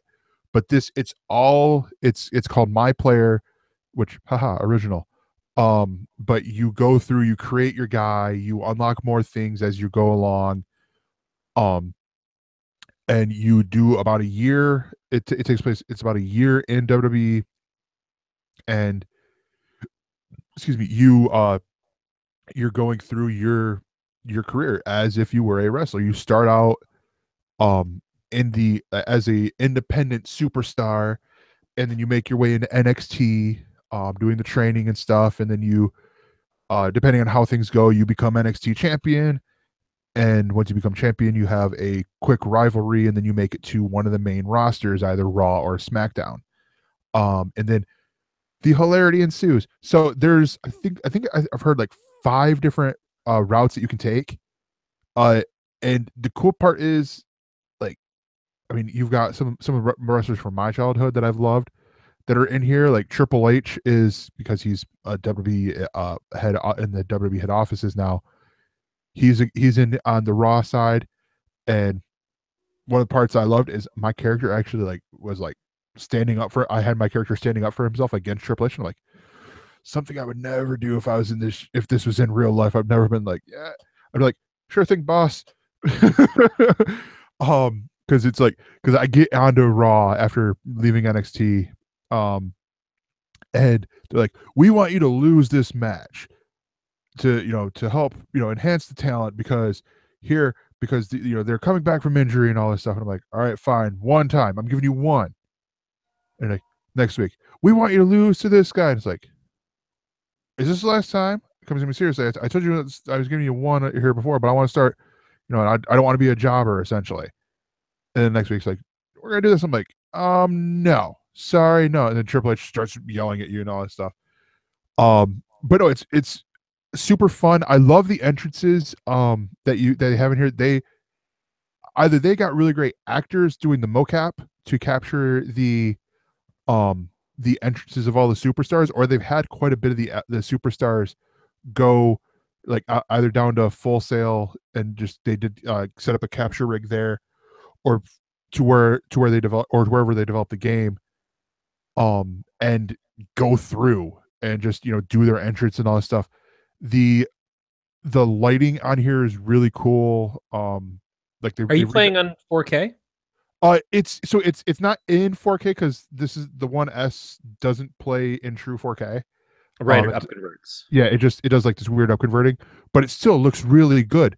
One of the wrestlers that I've enjoyed for a while, Bobby Roode, his whole thing is he's the glorious one, and that was the first one that I'd seen, and I'm like, ooh, that does look glorious, to use the pun right there.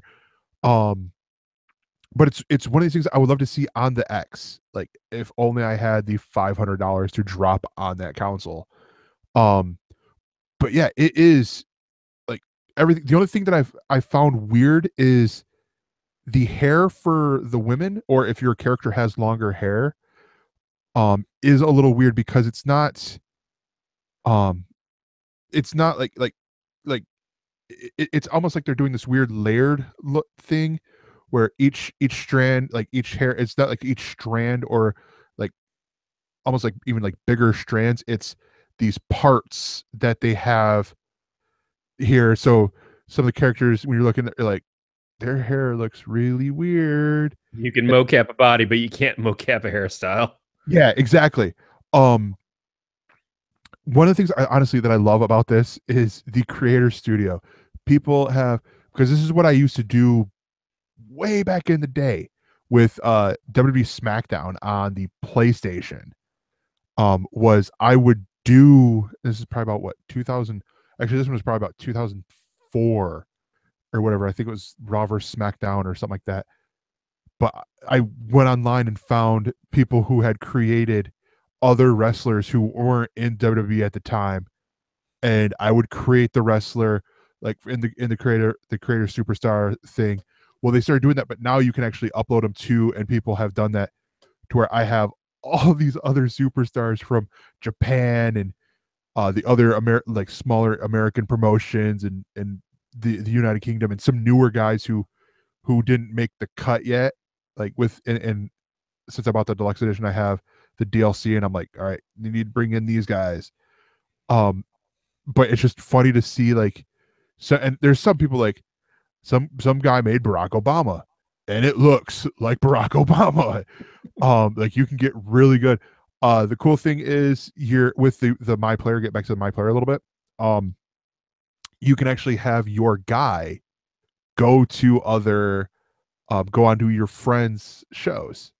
So, for instance, friends of the show, Glenn Rubenstein and Nate Ward have both come on to my show, in my roster in the back of the locker room. I've never wanted. I love Nate. I've never wanted to punch his wrestler more than every time I see him, which is funny because it looks like Nate, but it's like every time I talk, because you could talk to people in the back, and they do these weird random things. He's always a dick. No, it sounds like Nate. And I absolutely love Nate. Nate is one of my favorite people. One of my favorite co-podcasting professional friends. I adore Nate and Brandon, of course. Yeah, I could see a situation where I would punch Nate. Yeah. And then the other one is Glenn's. And oh god, if only we had done this week before, you could actually had brought it up on pot. But on 2K17, the one I played last year, actually like a few months ago, so I bought it for cheap. Glenn's was on there. I didn't realize it was his, but there was like a character named Glenergy. I'm like, what? But I thought it was just like a weird random character, like a default character that they made. And then I go to this, and it's oh god, but it's using his name in there. It's like Glenergizer is his name. It looks a little bit more like Glenn, but if Glenn was Samoan.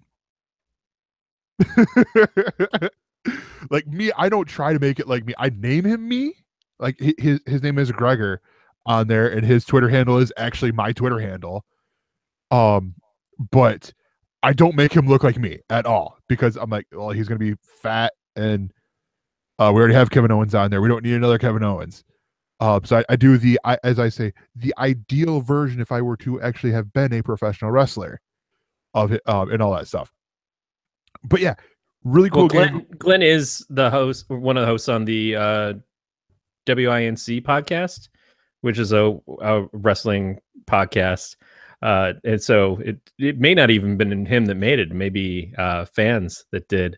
It's hard to say. I didn't hear him say anything about it, but still, yeah. That's funny. It would be the ultimate Glenn if, when he came walking on, his intro music was Headboard. That's the one thing that I wish they had in here, because right now I'm using another superstar's entrance music, like his whole thing, his music, his movie, all that. 2017, in the 2017 version, they actually had a movie editor, but it was so complicated.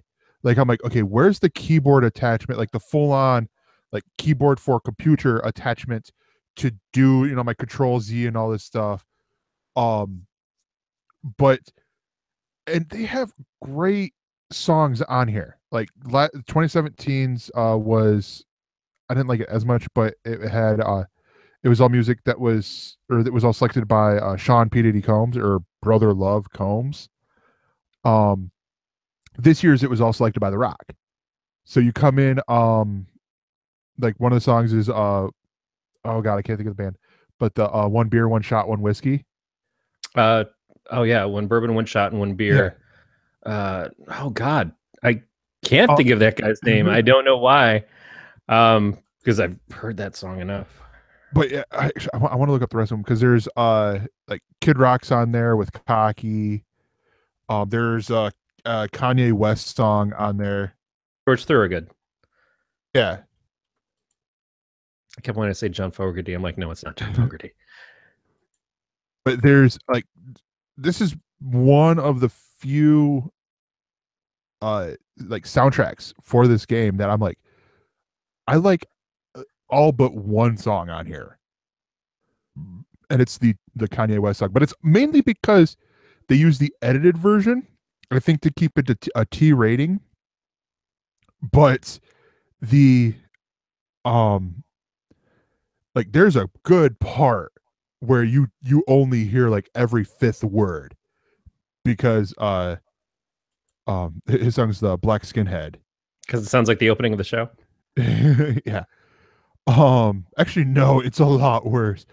But no, like, they got Blues Brothers, Soul Man, Boston Smoking, with Smoking, Bruno Mars, Runaway Baby, Disturbed, Down with the Sickness, Eazy-E with Boys in the Hood, George Thorogood and the Destroyers with One Bourbon, One Shot, One Beer, Joe Walsh, Rocky Mountain Way, Kanye West with Black Skinhead, like I said, Kid Rock with You Never Met a White Boy Quite Like Me, Mayday featuring Tech Nine with Last One Standing, and Tech Nine featuring Chris Kaliko, Serge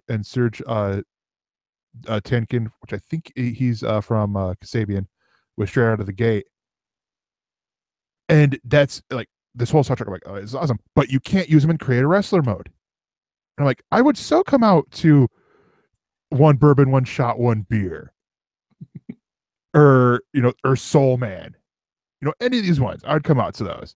But it should let you choose your song. It should let you not just choose what it has, but let you even if it was something you had to go and buy it through what was XPlay Music before, or Microsoft Music, or Bing Music, or whatever they want to call it, it would still be something to let you. You used to be able to buy tracks for Guitar Hero and Rock Band. It just makes sense that you should be able to, in your Create a Wrestler or Create a Skater in Tony Hawk games, you should be able to make your own playlists and put those things in and have your introduction. That's the level of gaming that we should be at by now. There's no reason with the technology that we have that we couldn't do it. We've been able to buy our own fucking ringtones for the last 15 years. It's just ridiculous that at this point in time, that's not something that they're including. It's not even a licensing thing, because you're only putting it on there for your own usage. Yeah. I mean, it's especially because you're on the right point, because like I said before, with the whole Create a Wrestler, or the download community thing, when you can download arenas, titles, like you can actually go in there and download all the Ring of Honor titles, all the Impact Wrestling titles, the New Japan titles, all these titles that WWE does not have the rights for, and you could play them with the wrestlers, and then download the wrestlers to be the champions, and then fight Brock Lesnar and AJ Styles and all these other guys. And yet we can't do like 21 Pilots, Ride, or, you know, any of these songs. It's just your list of from all these other superstars, and then you're like 10, 20 generic songs that are just super boring.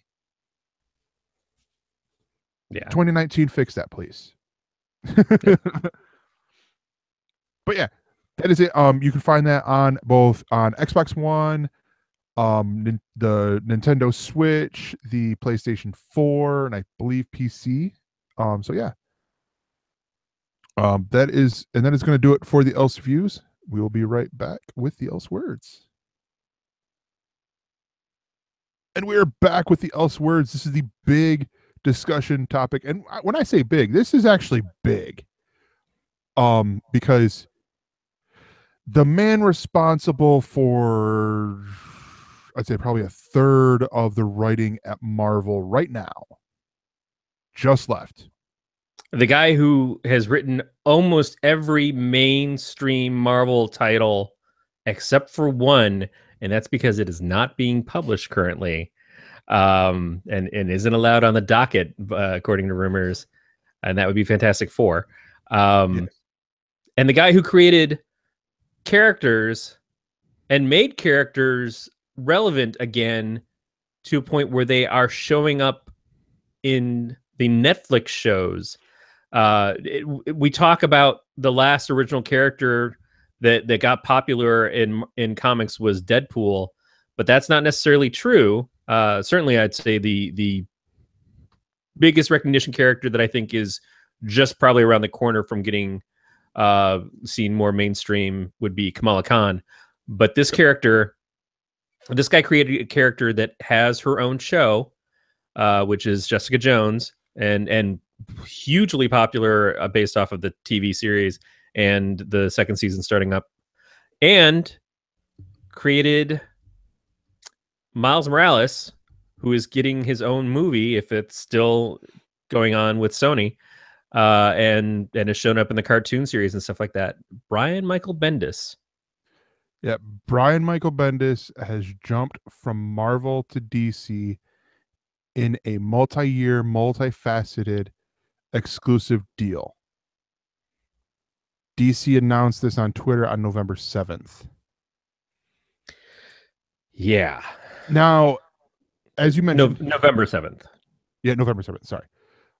As you mentioned, created Jessica Jones, created Miles Morales, has written just about every book at Marvel. Who's the? Is it Riri Williams, the Ironheart? Riri Williams, Ironheart. He created her. Yeah, he's just went over to DC. Helped establish the current run of Luke Cage to the point of making Luke Cage, kind of reintroduce Luke Cage in a way in the first Jessica Jones series, Alias. Not in a nice way at first, but then brought the character in and was such a big proponent of Luke Cage that he brought him into the Avengers, his Avengers run, when he did New Avengers, and brought prominence to Iron Fist. So a lot of the stuff, his Daredevil run was a big reason why the Daredevil show, I think, happened. You look at all of the Netflix shows, Brian's hand has been in all of those characters except probably Punisher. But he certainly used them in places. And that's just his Marvel work. You know, he did his own stuff in his books before. I don't remember if he was part of Caliber, but with Goldfish and I think Jinx and some of the other stuff. His book Powers with Michael Oeming. Yeah, it was at Icon eventually, but it wasn't at first. His stuff at Image, where he was writing Sam and Twitch for Todd McFarlane, the Spawn characters, led him to Marvel, and then at Marvel he basically jump-started the entire Ultimate Universe with his Ultimate Spider-Man title, and everything that happened after that came out of him and Mark Miller for the longest time, until other people came in and, well, I mean, Jeff Loeb just fucking shit the bed on it, but still, Bendis's Ultimate Spider-Man and then Ultimate Miles Morales characters really were the most consistent title of that entire line, and was the only thing worth saving from it, I guess, except for maybe this other Thor or his hammer or something. I don't know. But yeah, huge deal.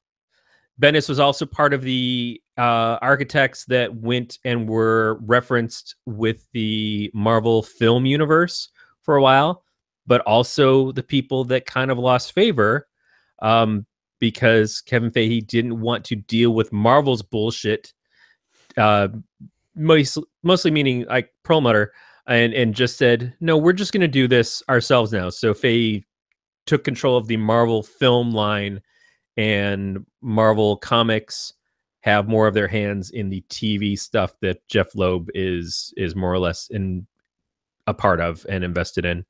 So that's where you see the breakdown between them, and why the crossovers are less and less likely to happen between those TV characters and the movie characters. Not that the TV stuff isn't doing some good stuff, and not that they're not doing some awful stuff too in Humans. But it's a weird thing, and I wonder if that's part of why Bendis jumped ship. One, he's done almost everything you can do at Marvel. He's done Guardians of the Galaxy. He's done X-Men books. He's done Iron Man. I don't know that he's done Cap, but he's used Cap certainly in Avengers, running multiple Avengers books at a time. There's so much stuff. His Spider-Man mainstream books. He's done it almost all. And his first run in Ultimate Spider-Man, he and Mark Bagley did that series. They wanted to get to a point where they both worked on it the entire way through to at least match the run that Stan Lee did on it originally. And so they did, and I think they actually beat him out by maybe an issue or something like that. And that was a huge deal in and of itself. But he's been the Marvel guy for so long. He was definitely one of the, if not the top creator at Marvel. Certainly the top writer at Marvel for consecutive number of years. So to see him go over to DC, the only thing I can think of other than boredom and looking for new challenges is that at DC, he might still be able to get more in hand with the DC film property stuff or the DC TV property stuff. And that is, I think, a big deal to him. Not just because it's lucrative, but because it is the next level for him as a writer.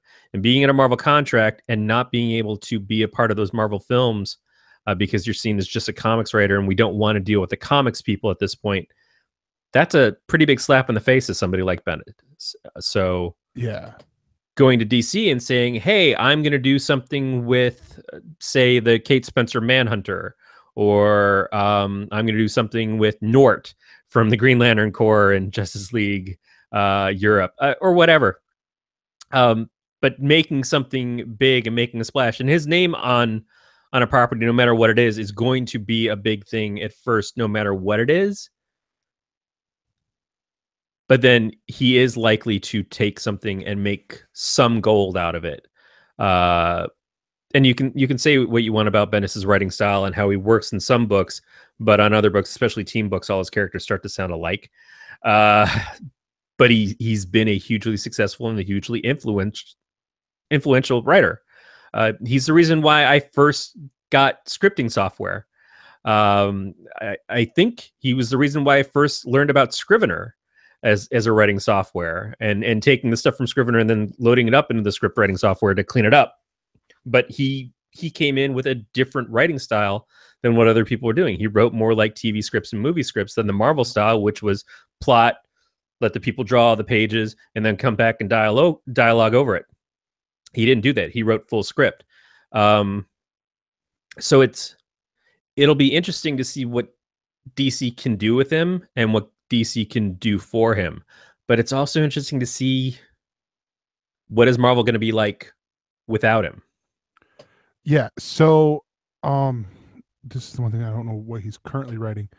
I know he's currently writing. I think he's doing Iron Man. He's doing both Iron Man series. He's doing the Doom one. Well, the Doom one wrapped up. The Doom one it finished. Okay. It's tied in with Invincible Iron Man. Yep. So I believe, if I might be wrong, but he's doing Spider-Man 2. Spider-Man 2, yeah, which that's a limited run series. They just got 2 or 3 more issues to go. He's doing the current Jessica Jones series, and I want to say he's doing the Defenders series. Yep. He's doing Jessica Jones, Defenders, the Miles Morales Spider-Man book, which I believe is just called Spider-Man. He was doing the Peter Parker Spider-Man, the one where Peter Parker was rich and started a company and everything. He was doing that too, I think. Or maybe that was Dan Slott. No, you're right. It's Dan Slott. Dan Slott did Amazing Spider-Man. Okay. but yeah, he's got 4 books that he's currently writing. Some of those I can easily see other writers doing, but my question is the Jessica Jones book, Jessica because Jones and Miles Morales are both attributed to him yeah, strictly. Like it's not like other people haven't written them in other stuff, but their main titles have always been him. yeah, And yeah, so seeing someone else come in and take over Jessica Jones, which someone's going to have to, it'll be interesting to see who that is. Someone coming in and taking over Miles Morales again has to happen, but who is that person who steps in that shoes? But that is the nature of creating work for hire stuff for companies. And yeah, it's also a big joy of it is that you create something that outlasts you. Uh, Stan Lee, while writing Spider-Man consistently still, because he does the newspaper strips, um, Spider-Man outgrew Stan decades ago.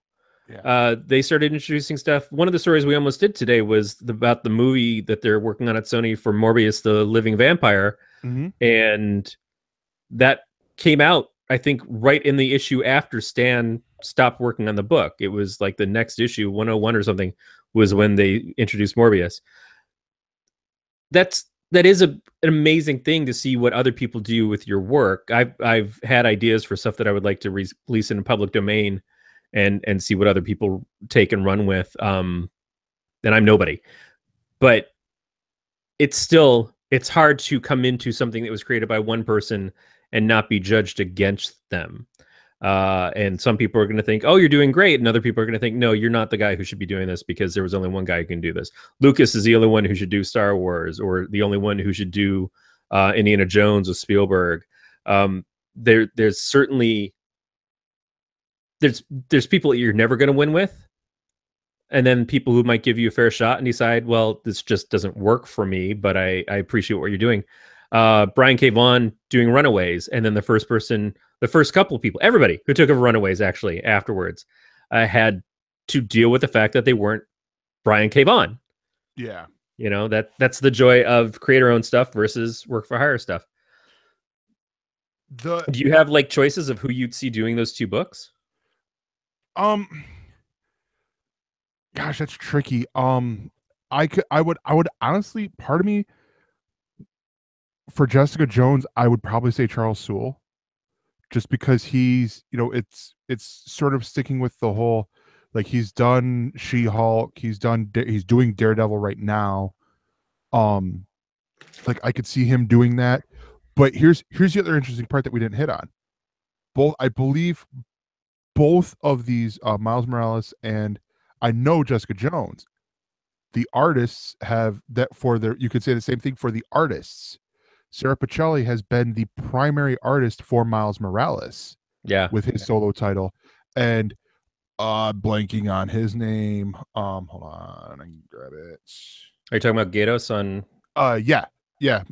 Michael Gatos over on the Jessica Jones side has been, he is one of the creators of Jessica Jones.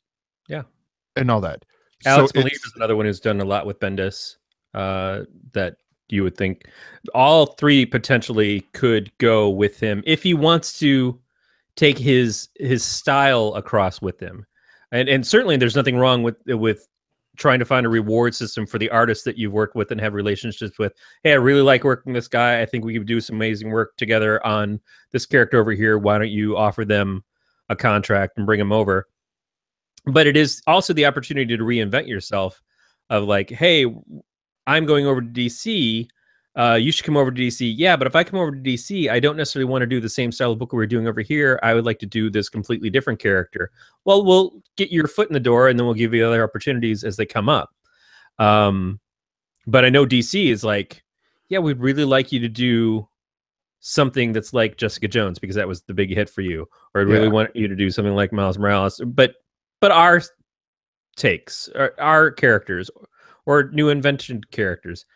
As far as who writing Jessica Jones, thinking about the style, it's a noirish thriller. I would really love to see a woman writing her, Mm-hmm. and going, and I, again, limited knowledge of who's working at Marvel right now, limited knowledge because I'm not reading the Marvel comics much right now, but knowing what she's doing on Punisher, I think it'd be really cool to see Becky Ooh, Cloonan. yes. So, oh God, yes, I would love that. Yeah, Um, I think she could do some awesome stuff. And man, if she did covers or something for it, because I know she's not drawing full time right now, but she is a fantastic artist. I could see her really making some great stuff happen with Jessica Jones. Miles Morales is a little bit trickier because what I like about Miles is that he is straight up Spider-Man. I mean, he's not Peter Parker, but he is Spider-Man, and I'd like to see someone do something really fun and just straight superhero comics with him. And man, who would that be? Is the question. I could see Chip Zdarsky doing that. Zdarsky would be fun. Zdarsky would definitely be fun. Because he's currently doing a Spider-Man book. He's doing Peter Parker, the Spectacular Spider-Man. If they could steal him, man, Christopher Priest. Because Christopher Priest is just, to me, one of the ultimate comic book writers in general, and what he's doing on Deathstroke, I hear, is incredible right now. Kind of making him more heroic, and the stuff that he's doing with the crossover with Teen Titans and everything, and some of those characters. But I've liked Priest for a long time. I've always liked Peter David, Kurt Busiek, because he's so purely comic book would be great. But it's hard for me to think about who's there right now. I mean, Dan Slott is obviously the Spider-Man lead right now. Yeah, Dan Slott's doing Amazing Spider-Man right now. And what he could do with Miles could be really good. Yeah. But I just worry that it might feel like a rehash because he's been so Peter Parker for so long, and Miles is likely to share a lot of characters and stories that it just might be the same things over again. Yeah, the other one I would actually throw out there too. I think you said Peter David. He's doing Ben Reilly Scarlet Spider. Yeah. Right now with Marvel. But the other one that she's joining this book, at least because I got the previews issues coming out for January. But she's doing Amazing Spider-Man Renew Your Vows. So this is alternate universe with Or Peter and MJ are still married and they still have their kid. And they have Annie, their kid, who is now I believe in this next, or the issue that came out this month, she's aged 8 years, like they've time jump 8 years into the future. But Jodie Hauser, I could see she's currently doing over at DC Mother Panic. Oh yeah. And that's, I don't know, there's honestly a lot of people that I could see. Okay, I will say this, and I do not mean it to sound bad. One person I don't think I would want to see is Ed Brisson. He's doing Iron Fist and a few other books. And it was just like Old Man Logan's another one. I think he's doing the Old Man Hawkeye book that's coming out in January. I'm not the biggest fan. Like I dropped Old Man Logan because I'm like, I like the story that they were telling before, that Jeff Lemire was telling, and then he left, and I was enjoying the books a little bit, but I'm like, Maestro, yay, sort of deal. But no, I honestly, I look at this, going back to the Brian Michael Bendis side of things here. I hope he's able to sort of do some revitalization on the DC side of things here. Well, what would you like to see him, if we're talking about putting Bendis into a book where it just seems like safe bet, solid fit, going to sell a lot of issues? Where do you put Bendis? Part of me would want to say Batman, but that seems like Batman seems very obvious because it seems like that's his style point and everything. And is that exciting to go from having done Daredevil for such a good number of years and that dark, gritty kind of thing? Like certainly a GCPD kind of book, but we've already had GCPD before. And so he'd just not necessarily be stealing from Rucka, but it would be like that was Rucka's book, and Bendis makes sense on it, or any caveat of those type of characters. A Question series, be it Renee Montoya or Vic or whoever, in the role. I was joking around when I said the Kate Spencer Manhunter, but now that I think about it, I'm like, that would be really cool. Chase was another one, but those are lesser characters. Certainly, if you want to get him into a big book, he's done space operatic with Guardians of the Galaxy, so you could get him in a Green Lantern. That was what I was thinking of was Green Lantern, because I mean I could see not so much the space opera, but I could see it with him in the ability, like in any one of these I would sort of want to see a character he creates in this.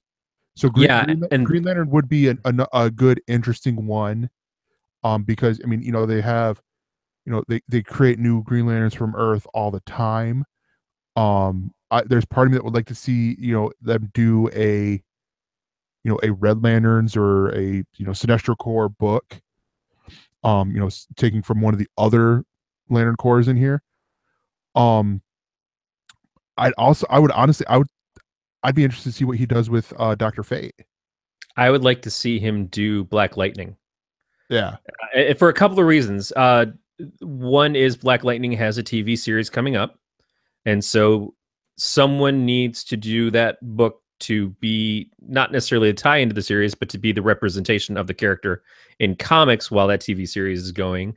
Yeah. Second, one of the things about Brian Michael Bendis, if you know his background at all, is that he has a daughter who is mixed race. Mm-hmm. And so I think that he could be very interesting to write, not only from the perspective of race for the character, but also from the fact that the character is a father in the comics. I don't know if he is currently in the whatever version of the DC universe we're in now. With Rebirth, I haven't seen him in there. But if we're talking about tying it into the TV series, then they should, because that is something they're planning to explore at the TV series. So that's... I will add one more. The Flash. Either the Flash or Teen Titans. Because you've already hit it all with the new Wally West that a lot of people don't like. This, you know, the black Wally West that we got running around here, that everyone's like, oh, he's not my Wally West.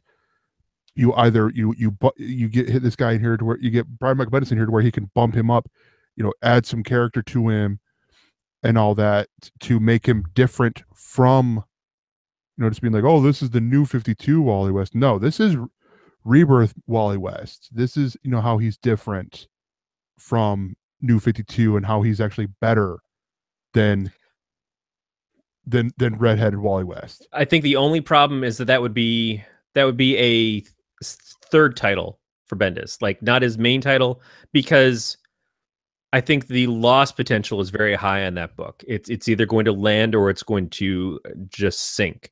And that's the problem, is because of the preconceived conceptions of the character, because yes, not my Wally West. Do we need, how many flashes / kid flashes do we have to have? That sort of thing is part of it. It would be the same thing with Cyborg. Cyborg is someone that he could probably do great things with, but the audience has shown over and over again that they are not there for Cyborg in a solo series yet. I could see, honestly, with Cyborg, I could see doing something more like what Marvel is doing with Falcon and Black Panther, with getting, you know, Ta-Nehisi Coates and oh god, I'm blanking on dude who's writing Falcon, Barnes, Ronnie Barnes. You know, like getting like prominent black authors writing them, which they did with Cyborg. And I was, you know, the first story arc I was enjoying, but it was after, I think it was the second, I think by about issue 12, I think I was just like, it fell down to low enough on my list where I'm like, I ain't got time to read comic. Yeah, Cyborg is, I think, always going to be a hard sell, because just the name is so old-fashioned.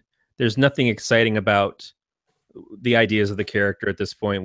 It's old hat character that never got his due. Work great in a team. Work great because of the relationships in Teen Titans back in the day. Not so much because the character himself as a power set was cool, and it's so hard to write a character that is non-human, but is also very human at the same time, and is dealing with the differences and the disabilities and stuff. It to make it interesting in a comic series all about that one character stuff. The other thing is Bendis on a team book. We're again at the challenges of, does the dialogue feel like everybody's talking the same voice? And while that is not necessarily the most fair complaint, there are times when it's like, I've seen a lot of talking heads in a Bendis Avengers comic. Everybody's sitting there, and it's like an episode of The Office. Everyone's just sitting there talking to the screen, and it's just, you can't tell the difference of the characters if you weren't looking at the picture that was drawn next to it. But if I was going to give him a team book, and if it was a team book that desperately needs a big name creator to come in and make a splash on it, at this point in time, it would probably be Legion of Superheroes. Mhm. The other one would be Justice Society of America, but I don't see him doing that because it's so much of a legacy thing, and I think they really need to figure out what JSA is. But Legion of Superheroes needs to come back, and I think is coming back, and the timing is there that they could come back at this point. It's just a question of whether he's going to be on it or if Jeff Johns is going to be on it. But yeah, as far as single characters, I lean towards Black Lightning, but I know that's not a big selling point. So does he go Superman? Does he go Wonder Woman? What of our big seven do we give him? Yeah, Batman just makes the most sense. It's such a safe bet, but that's kind of what you want, that launching out point of like, yeah, Brian Michael Bendis came over from Marvel, and he's now the writer on our #1 selling book.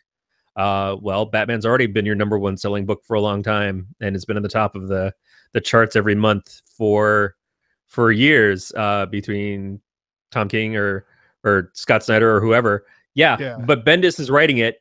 He came over. He's writing the #1 book for DC Comics, not for Marvel. So yeah, we're taking that as a win. I feel like Batman's too easy of a pick, in all honesty. Well, you first Showboat, and then you get Brave, and he's not going to write one book. It's Bendis. You know, he can't. No, He'll launch 100 projects at Vertigo that will never come out. You'll get 2 issues, and then they'll disappear off the racks, like all his Icon stuff. But yeah, that's the thing too, is that the Icon stuff was always like, oh, we're letting Bendis do this, and we're letting Miller do this because it's Bendis and Miller, and because they've made us billions of dollars. But the Icon stuff was never a big driver. Vertigo is still looking for that sense of like, what are we now compared to what we were in the 90s? And while Gerard Way is doing stuff with his own imprint, maybe Bendis gets an imprint. Maybe he gets something like that. And it's easily possible. And especially if he brings artist talents over, yeah, that's not only possible, it's likely, because of the level that we're talking about here.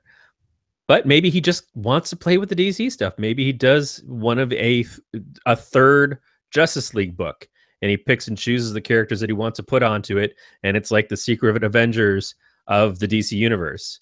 Who knows? That could be exciting.